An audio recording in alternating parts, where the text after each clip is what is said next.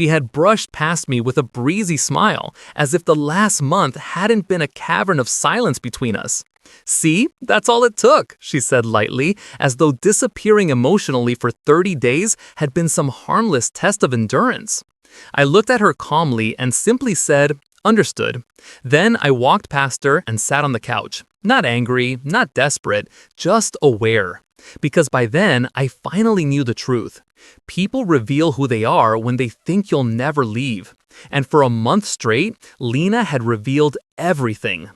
My name is Daniel, and for most of my life, people have called me steady, dependable, patient. I used to take that as a compliment, something that made me proud of the person I was. But patience, I've learned, has a shadow side. If you give it to the wrong person, they mistake it for permission. And for 3 years, I gave Lena more permission than she ever earned. When we first got together, Lena felt like sunlight, warm, bright, full of infectious energy. She had this way of talking about the future that made you believe everything was possible. And for a while, everything was good. We laughed constantly, shared meals, explored new places, and even talked about moving somewhere bigger once our career settled. But slowly, like condensation gathering on the inside of a window, the distance formed. Not enough to panic about at first, just small things. A missed goodnight kiss, a forgotten promise, a conversation that ended before it really began.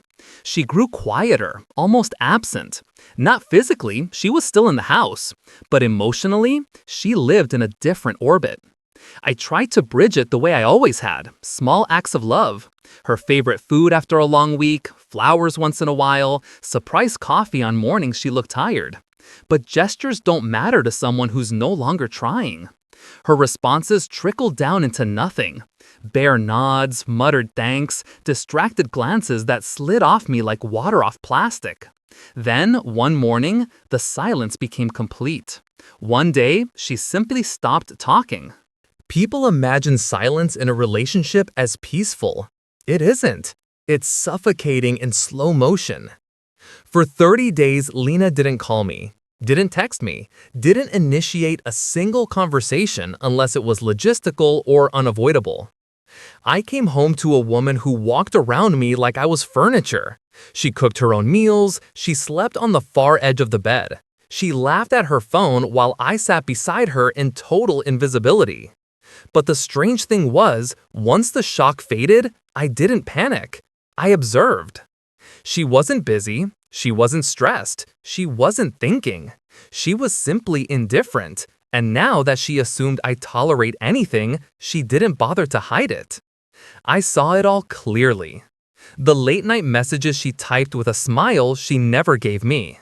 The sudden outings she forgot to mention.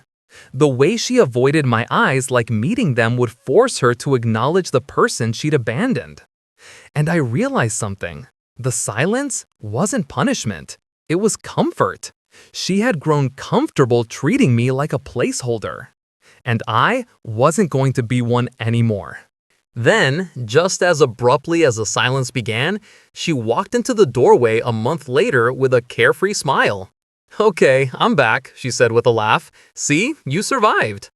No apology, no explanation, no understanding of the way she had created. Just entitlement, casual and careless. I responded with a quiet, "Noted," and walked past her. Not angrily, not dramatically, just done. And that silence, the one I delivered, was the first one she actually heard. Something shifted after that. She hovered more than usual. She tried to start conversations in places she used to ignore me. She laughed louder at my smallest jokes.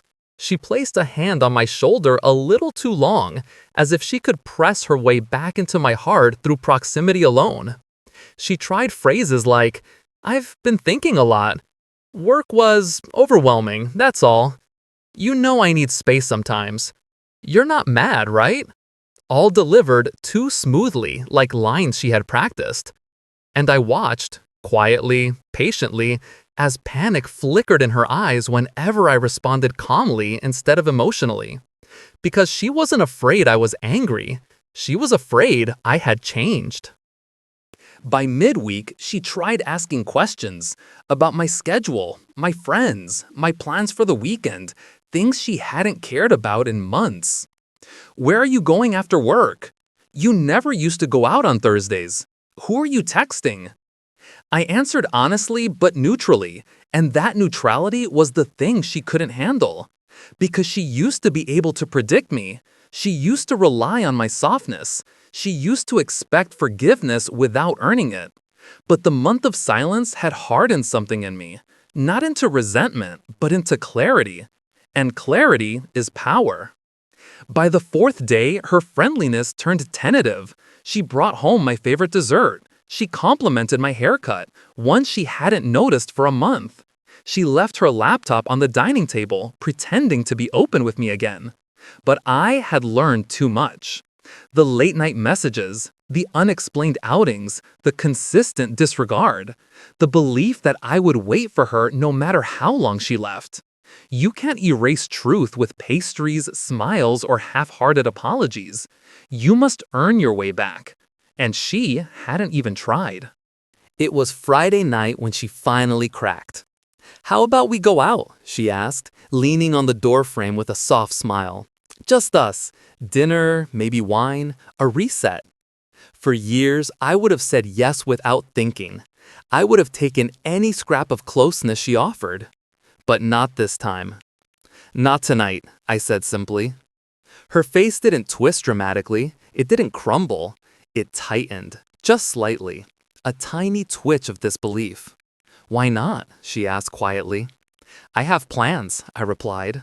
Her eyes widened, not because I had plans, but because for the first time, my life didn't revolve around her. Over the next days, she tried harder, touching my arm in the hallway, asking about my childhood stories again, trying to sit close on the couch. All the things she had withheld for months. But every attempt was a reminder, not a solution. They highlighted the gap she had created, the care she had abandoned, the disrespect she had normalized. And every time I responded calmly, she saw the wall, not made from anger, but from boundaries. The man she ignored no longer existed. One evening, she approached me carefully, like someone approaching a ticking device. Her voice was small when she spoke. Are we okay now?"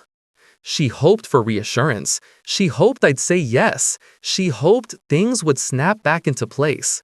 Instead, I looked at her steadily, without hostility or softness, and said, "We're only okay when respect goes both ways. Everything else is noise." Her breath caught. And in that moment, she finally understood that a month of silence had cost her something far more valuable than she realized. She had lost the version of me who tolerated her indifference. Later that night, I sat alone in the living room. The house felt different, lighter somehow, quiet but not suffocating. Not the silence of avoidance, but the calm that comes after clarity. I thought about the month she spent treating me like a standby option. I thought about the gestures I made that she ignored. I thought about the man I had been before that silence, and I realized something profound. Respect doesn't vanish in an instant. It fades in the small moments, the overlooked words, the forgotten kindness, the silent indifference. But once it fully disappears, it doesn't come back through convenience or guilt. It only returns when both people fight for it.